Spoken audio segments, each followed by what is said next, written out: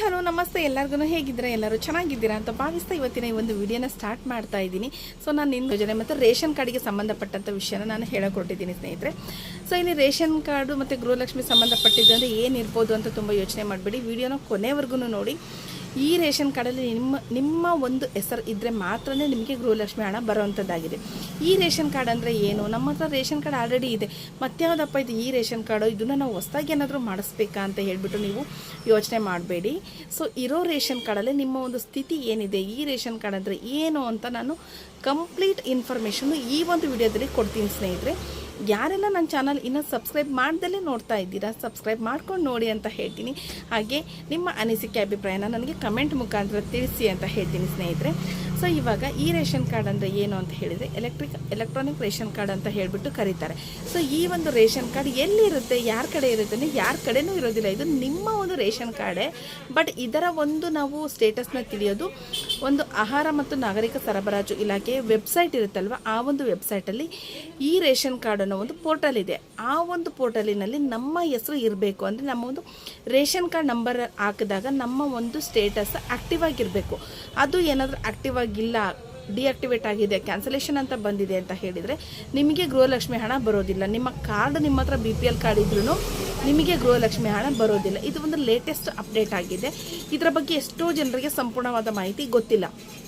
ಏನಾಗ್ತಿದೆ, ನಮ್ಮ ration card ಚೆನ್ನಾಗಿದೆ, ರೇಷನ್ ಕಾರ್ಡ್ ನಮ್ಮ ಹತ್ರ ಇದೆ ಅಲ್ವಾ ಅಂತ ಹೇಳಿಬಿಟ್ಟು ತುಂಬ ಜನ ಏನು ಮಾಡ್ತಾರೆ, ನೆಗ್ಲೆಕ್ಟ್ ಮಾಡ್ತಾ ಇದ್ದಾರೆ ರೇಷನ್ ಕಾರ್ಡ್ ವಿಚಾರದಲ್ಲಿ. ಇವಾಗ ಆಲ್ಮೋಸ್ಟ್ ಯಾರ್ಯಾರೆಲ್ಲ ನೆಗ್ಲೆಕ್ಟ್ ಮಾಡಿದ್ರು ಅವ್ರಿಗೆ ಗೊತ್ತಾಗಿದೆ ಅಂದ್ಕೊಂಡಿದ್ದೀನಿ. ಯಾಕಂದರೆ 14 ಲಕ್ಷ ಅಕ್ಟೋಬರ್ 31ನೇ ತಾರೀಕು ಅಷ್ಟೊತ್ತಿಗೆ 14 ಲಕ್ಷ ರೇಷನ್ ಕಾರ್ಡ್ಗಳು ಕ್ಯಾನ್ಸಲ್ ಆಗಿದ್ದಾವೆ. ಕಾರಣ ಏನು ಅಂತ ಹೇಳಿದರೆ, ಇವರು BPL ಮಾನದಂಡಕ್ಕೆ ಬರೋದಿಲ್ಲ, ಇವರು APL ಆಗಿ ಅರ್ಹರಿದ್ದಾರೆ, ಅಥವಾ ಇವರು ಇನ್ಕಮ್ ಜಾಸ್ತಿ ಇದೆ, APLಗೂ ಬರಲ್ಲ BPLಗೂ ಬರಲ್ಲ ಅಂಥವ್ರು ಇದ್ದಾರೆ ಅಂತ ಹೇಳ್ಬಿಟ್ಟು 12 ಲಕ್ಷ ಅಂತ ಹೇಳಿದ್ದು ಅದು 14 ಲಕ್ಷಕ್ಕೆ ಏರಿಕೆ ಆಗಿದೆ. ಅಂದರೆ 14 ಲಕ್ಷ ರೇಷನ್ ಕಾರ್ಡ್ಗಳು ಕ್ಯಾನ್ಸಲ್ ಆಗಿದೆ. ಇದು ಅಕ್ಟೋಬರ್ 31 ಡಾಟಾ ನಾನು ಹೇಳ್ತಾ ಇರೋದು. ಮತ್ತು ಇವಾಗ ನವಂಬರ್ ಸ್ಟಾರ್ಟ್ ಆಗಿದೆ. ನವಂಬರ್ ತಿಂಗಳಲ್ಲಿ ಇನ್ನೂ ಎಷ್ಟು ಕಾರ್ಡ್ ಕ್ಯಾನ್ಸಲ್ ಆಗುತ್ತೋ ಗೊತ್ತಿಲ್ಲ. ಸರ್ಕಾರ ಏನು ಮಾಡ್ತಾ ಇದೆ, ಇದಕ್ಕೆ ಹೊಸ ಹೊಸ ಯೋಜನೆಗಳನ್ನು ಅವ್ರು ತರ್ತಾ ಇದ್ದಾರೆ. ಈಗ ಅನ್ನಭಾಗ್ಯ ಹೋಯ್ತು, ಅಕ್ಕಿ ಕೊಡ್ತಾ ಇದ್ದಾರೆ. ಸೊ ಅಕ್ಕಿ ಬೇಡ ಅಂತ ಹೇಳ್ಬಿಟ್ಟು ಮತ್ತೆ ಎಕ್ಸ್ಟ್ರಾ ಪದಾರ್ಥಗಳನ್ನ ಕೊಡ್ತಾ ಇದ್ದಾರೆ. ಸೊ ಈ ರೀತಿ ಇದ್ದಾಗೆ ಸರ್ಕಾರಕ್ಕೆ ಏನಾಗ್ತಾ ಇದೆ, ಇಲ್ಲಿ ಅನರ್ಹರು ಜಾಸ್ತಿ ಇದ್ದಾರೆ ಅಂತ ಹೇಳ್ಬಿಟ್ಟು ಅವ್ರನ್ನ ಕಡಿತಗೊಳಿಸಲಿಕ್ಕೆ ಸರ್ಕಾರ ಈ ಒಂದು ರೇಷನ್ ಕಾರ್ಡ್ಗೆ ಕಡಿವಾಣವನ್ನು ಹಾಕ್ತಾ ಇದೆ. ಸೊ ಹಾಗಾಗಿ ರೇಷನ್ ಕಾರ್ಡ್ ಇದ್ದವ್ರಿಗೆ ಮಾತ್ರನೇ ತಾನೇ ಗೃಹಲಕ್ಷ್ಮಿ ಹಣ ಬರೋದು. ಅದು APL ಆದರೂ ಆಗಿರ್ಬೋದು, BPL ಆದರೂ ಆಗಿರ್ಬೋದು. ಒಟ್ಟಾರೆ ರೇಷನ್ ಕಾರ್ಡ್ ಇದ್ದರೆ ಮಾತ್ರನೇ ನಿಮಗೆ ಹಣ ಬರ್ತಕ್ಕಂಥದ್ದಾಗಿದೆ ಗೃಹಲಕ್ಷ್ಮಿದು. ಸೊ ಇಲ್ಲಿ ಏನಾಗಿದೆ, ನೀವು APL ಕಾರ್ಡು ಇಲ್ಲ ನಿಮ್ಮ ಕಡೆ, BPL ಕಾರ್ಡು ಇಲ್ಲ, ಕಾರ್ಡ್ ಇದೆ ಬಟ್ ನಿಮ್ಮದು ಈ ಪೋರ್ಟಲಲ್ಲಿ ನಿಮ್ಮ ಹೆಸರು ಇಲ್ಲ ಅಂತ ಹೇಳಿದರೆ ನಿಮಗೆ ಯಾವುದೇ ರೀತಿಯ ಗೃಹಲಕ್ಷ್ಮಿ ಹಣ ಆಗಿರ್ಬೋದು, ಸರ್ಕಾರಿ ಸೌಲಭ್ಯಗಳಾಗಿರ್ಬೋದು, ಯಾವುದನ್ನು ಬರೋದಿಲ್ಲ. ಸೊ ಹಾಗಿದ್ರೆ ಏನು ಮಾಡಬೇಕು ಅಂದರೆ, ನಿಮ್ಮ ಒಂದು ಸ್ಟೇಟಸನ್ನು ನೀವು ಚೆಕ್ ಮಾಡ್ಕೋಬೇಕು.